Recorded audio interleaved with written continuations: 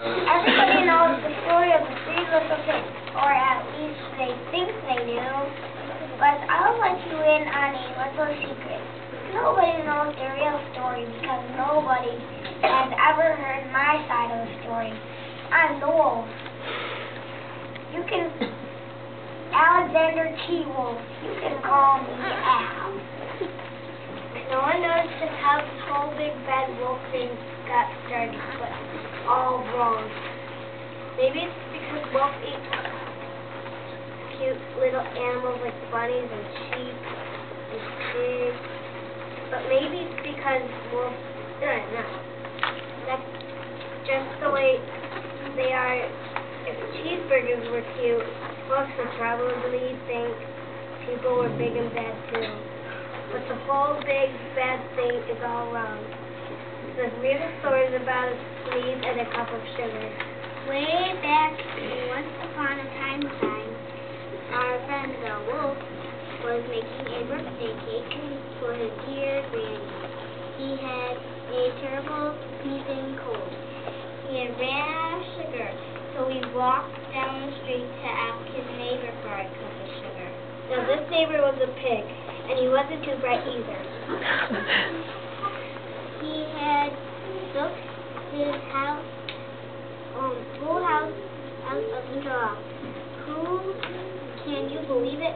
Who in his right would build a house of straw? So of course, the minute the wolf knocked on the door, it fell right in. And he didn't want to just walk into someone else's house, so he called, little pig, are you in? No answer. He was just about to go home without a cup of sugar for his dear old granny's birthday cake. That's when his nose started to itch. He felt the sneeze coming on. Wow, he huffed and he snuffed. And he sneezed a great sneeze. And do you know what? That whole darn straw house fell down, and right in the middle of the straw, in the pile of the straw, was the first little pig dead as a doornail. He had been home the whole time. It seemed like a shame to leave a perfectly good ham dinner just lying there in the straw. So the wolf ate it up. Think of it as a cheeseburger just lying there.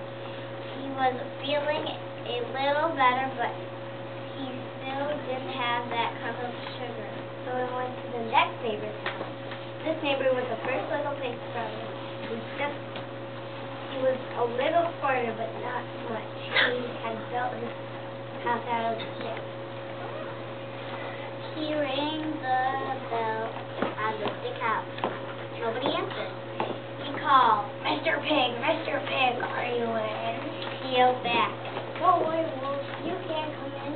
I'm shaving the hairs off of my chin. He grabbed the doorknob when he felt another sneeze coming on. He huffed and he snuffed. Sneeze on me.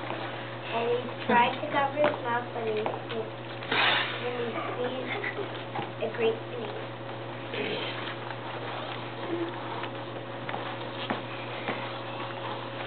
Where are we? And we're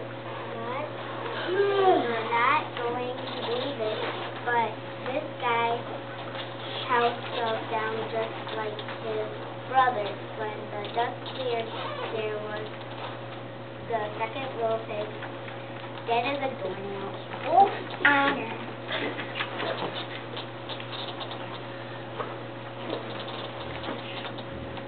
now no food will spoil if you leave it out in the open. So the wolf did the only thing there was to do. He had dinner again. Think of it as a second helping. He's getting awfully full, but Gold was feeling a little better. He still didn't have that cup of sugar for his dear old granny's birthday cake. So the wolf went to the next house. This guy was the first and second little pig's brother. He must have been the brains of the family.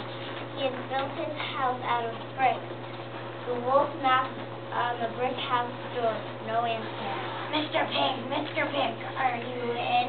And do you know what that little porker answered? Get out of here, wolf. Don't bother me again. Talk about impolite.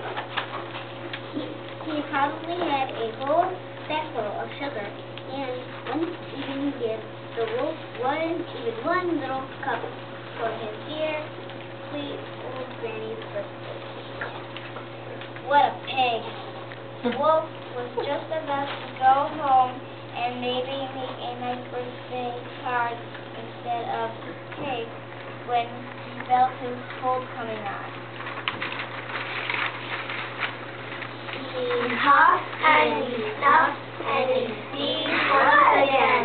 This is what the little pig yelled. And your old granny can sit in on a pin. The wolf was usually a pretty calm fellow, but when he heard somebody talk about his dear sweet old granny like that, he went a little crazy. When the cat drove up, of course he was trying to break down this pig's door, and the wolf was tiny, and the wolf was puffing and sneezing and making a real scene. The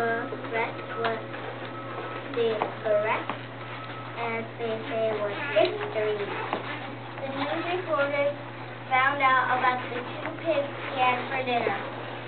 They figured a sick guy going to borrow a cup of sugar didn't sound very exciting. So they danced up the story with all that huff and puff and blow your house down stuff. And they made him a big bad wolf.